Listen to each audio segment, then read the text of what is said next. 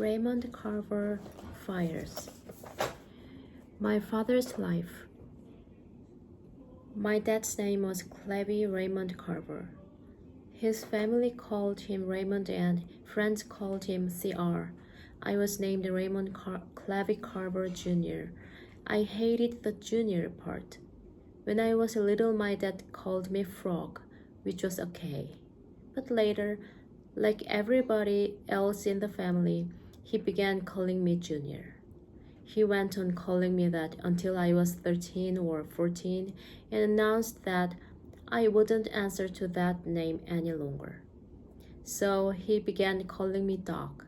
From then until his death on June 17th, 1967, he called me Doc or else Son. When he died, my mother telephoned my wife with the news.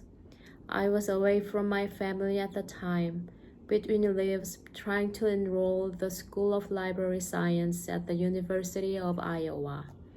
When my wife answered the phone, my mother blurted out, "Raymond's dead."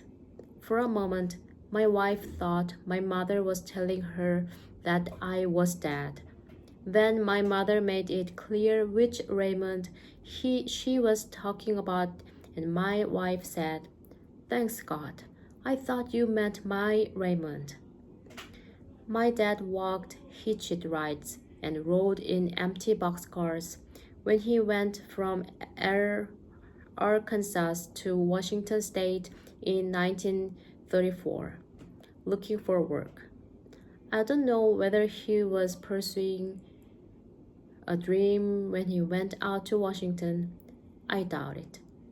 I don't think he dreamed much. I believe he was simply looking for steady work at decent pay. Steady work was meaningful work. He picked apples for a time and then landed a construction laborer's job on the Grand Coulee Dam. After he'd put aside a little money, he bought a car and drove back to Arkansas to help his folks, my grandparents, pack up for the move west. He said later that they were about to starve down there, and this wasn't meant as a figure of speech. It was during that short while in Arkansas, in a town called Leola, that my mother met my dad on the sidewalk as he came out of a tavern. He was drunk, she said. I don't know why I let him talk to me. His eyes were glittery.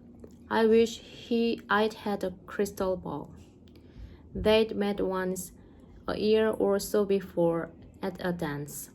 He'd had girlfriends before her, my mother told me. Your dad always had a girlfriend, even after we married. He was my first and last. I never had another man, but I didn't miss anything. They were married by a justice of the peace on the day they left for Washington. This big, tall country girl and a farmhand turned construction worker. My mother spent her wedding night with my dad and his folks. All of them camped beside the road in Arkansas. In Omak, Washington, my dad and mother lived in a little place not much bigger than a cabin. My grandparents lived next door.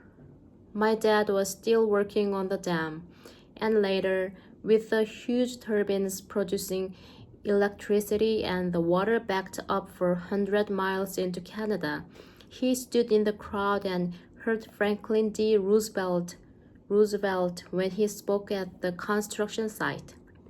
He never mentioned those guys who died building that dam, my dad said.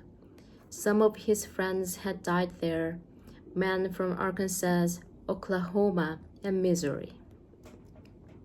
He then took a job in a sawmill in Clatskanie, Oregon, a little town alongside the Columbia River. I was born there, and my mother has a picture of my dad standing in front of the gate to the mill, proudly holding me up to face the camera. My bonnet in on crooked and about to come untied. His hat is pushed back on his forehead, and he's wearing a big grin. Was he going in to work or just finishing his shift? It doesn't matter. In either case, he had a job and a family. These were his salad days.